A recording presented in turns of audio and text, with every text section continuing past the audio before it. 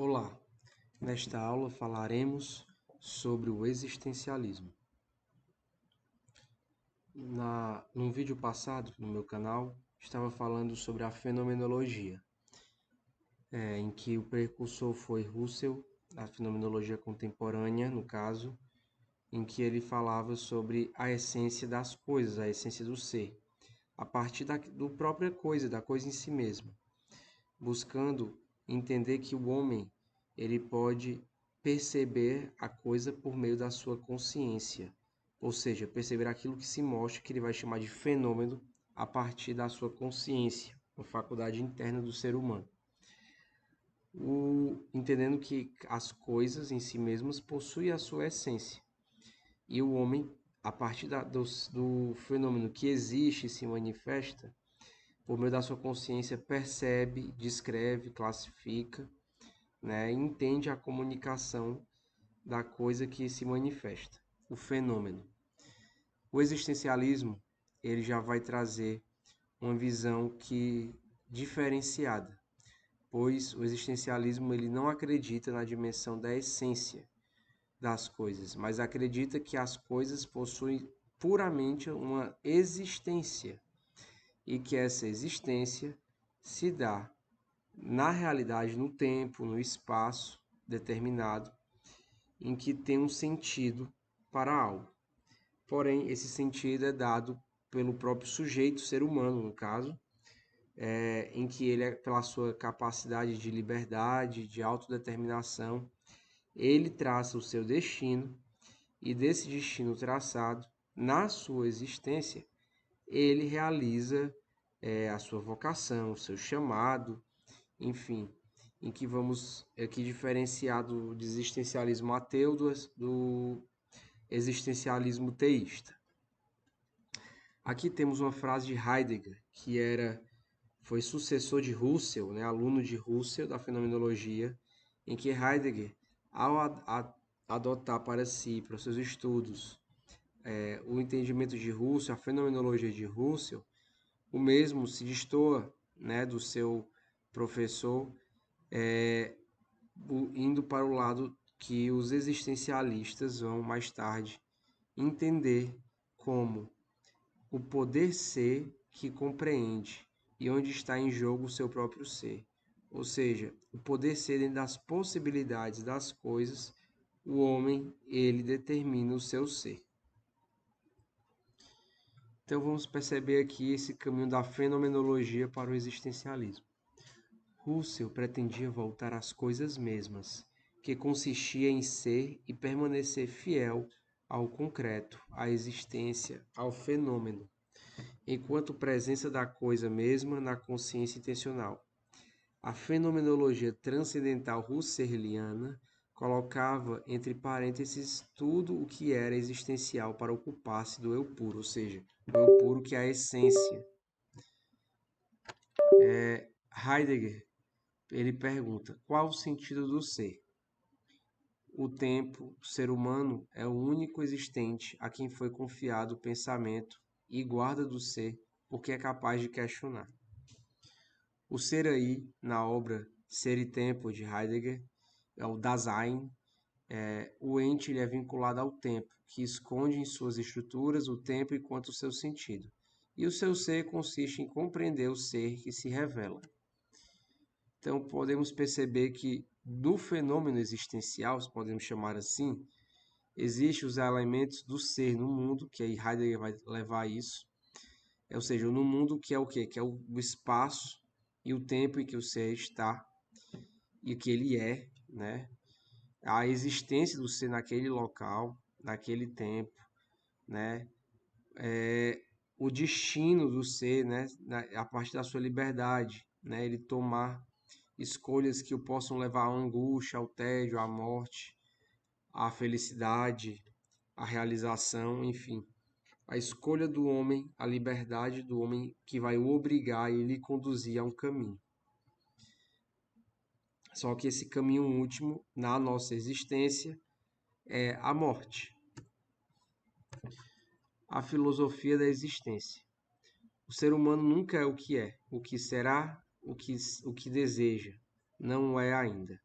Assim, Sartre, existencialista ateu, ele vai falar dessa forma quando ele quer dizer que o homem ele está sujeito, a partir de estar condenado a tomar uma escolha, obrigado a tomar uma escolha, a ser livre, ele está sujeito a tropeçar na sua existência e tomar escolhas que o levem a um caminho de tristeza, mas ao mesmo tempo também está sujeito a tomar um caminho em que o leve a uma plenitude de realização humana. Mas Heidegger ele diz que tudo isso está no campo das possibilidades, ou seja, o homem se torna aquilo que deseja, né? Mas ele ainda não é só algo possível. Ele só se torna algo real quando ele concretiza aquilo que ele deseja ser. O existencialismo a gente pode entender como uma grande árvore. A árvore ali dos filósofos antigos, medievais, com Sócrates, Santo Agostinho, São Bernardo. Temos também os filósofos contemporâneos do século XIX, que é o Kierkegaard, que é o que vai bifurcar realmente para os grandes galhos, para o lado ateu e o lado teísta. Que o lado ateu temos Nietzsche, Heidegger, Sartre, Camus, Simone de Beauvoir. E do lado teísta temos Blondel, Bergson, Max Scheler, Abignano, Gabriel Marcel e Emmanuel Mounier também. Mas o Emmanuel Mounier ele está mais no lado do personalismo, embora dialogue com o existencialismo também. Então, o existir é parte daquilo que se é para se estabelecer no sentido daquilo que não era antes, mas que é possível, dentro das coisas possíveis. É ato, passagem da possibilidade à realidade. O que caracteriza o existencialismo é o uso do possível. A partir das possibilidades, o homem ele vai tentando acertar aquilo ao qual ele deseja, ele anseia encontrar nas suas escolhas. Uma realização, um objetivo concreto, mas que no final traga uma realização, traga um caminho de felicidade, de plenitude. Assim o homem acredita nisso. E o existencialismo, entendendo essa realidade do homem, entende isso como algo puro existencial, algo puro que está na existência do homem e que não precede de uma essência, mas essa essência se daria somente dentro do campo da aleatoriedade das possibilidades e da escolha do homem em abraçar ou não tal caminho. Então, no existencialismo, nós temos a dimensão da escolha e da decisão, né? É impossível o ser absolutamente livre. Então, isso gera uma certa angústia para os existencialistas, porque uma dimensão limitada evita que o homem possa alçar ganhos, alçar desejos de realizações. Mas essa é uma dimensão da natureza que impõe. Então, o homem não é absolutamente livre. Ele na verdade, ele é obrigado a escolher dentro das suas possibilidades, mas aquilo que é possível o homem não tem como escolher. Então, temos o ponto de partida. Quando se fala sobre a realidade finita e infinita, o fim do homem, que é a morte, que o pode levar ao infinito ou não. Então, o homem, dentro das possibilidades finitas da sua vida, ele é convidado, né, pela própria realidade a tomar uma escolha para que essa escolha se torne realidade. Então, o homem ele é relacional, ele precisa conviver na sociedade. Então, outro ponto é a dimensão da angústia, que o homem, pelas suas escolhas, pode escolher um caminho que o leve à angústia, mas é dentro do campo das possibilidades. É possível ele estar angustiado. Mas, porém, ele é sempre chamado a tomar uma escolha e que pode reverter tal situação, porque ele existe e ele é obrigado a ser livre. Então, a existência do sujeito que filosofa. O homem será o que ele decidiu ser. Então, a existência é incerteza, problematicidade, risco, decisão, impulso. E impulso para quê?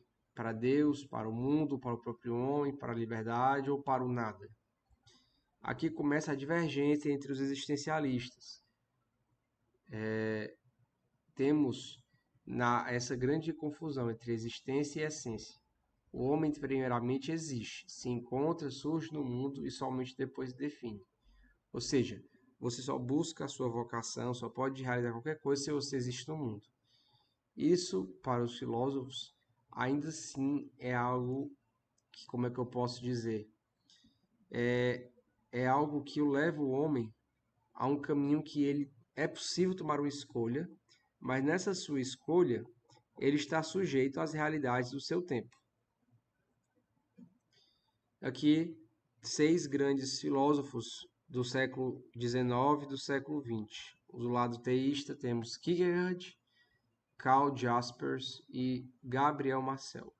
E do lado ateu temos Nietzsche, Jean-Paul Sartre e Albert Camus. A máxima do existencialismo, tanto ateu como teísta, é que a existência ela precede a essência. Sartre, do expoente do existencialismo ateu, fala que somente a pessoa existe porque é capaz de distanciar-se de si mesma e de seus atos para examiná-los, criticá-los e valorizá-los. Pertence a cada um a liberdade de construir a sua própria vida. Cada um é responsável pelo êxito ou pelo fracasso desta construção. Não temos atrás de nós, nem diante de nós, justificações ou desculpas. O homem está condenado a ser livre. O homem será, antes de tudo, o que ele houver projetado do ser. Deve, portanto, tomar a sua vida em suas próprias mãos. O que escolhemos é sempre o bem, e nada pode ser bom para nós sem que o seja para todos. Uma visão ateísta, por exemplo, uma frase muito conhecida de Nietzsche é: Deus está morto, Deus é uma criação do homem, Deus só pode ser conhecido como homem. Como forem os pensamentos e as disposições do homem, assim será o seu Deus. Deus é uma ilusão da mente humana, Deus é o ópio do povo, o homem é o ser que projeta ser Deus. Na visão teísta isso já muda, que o homem ele está sempre por fazer-se, ele é artífice de si mesmo, ou seja, Deus ele criou o homem, deu a ele essa liberdade e que deu a ele também ao mesmo tempo a responsabilidade de ser aquilo que ele é. Mas o impulso para o crescimento e desenvolvimento vem de Deus, e a mais alta realização de si mesmo é ser aquele que Deus pensou. Eu sei que é por vocação diante de Deus, assim fala Gabriel Marcel. Então, a dialética da fé, ela entra nessa dimensão que o crente ele vê e apercebe-se de sua perda como homem, mas ele crê. E Deus vem em seu socorro. Deus pode a todo instante. E assim, temos um coração inquieto.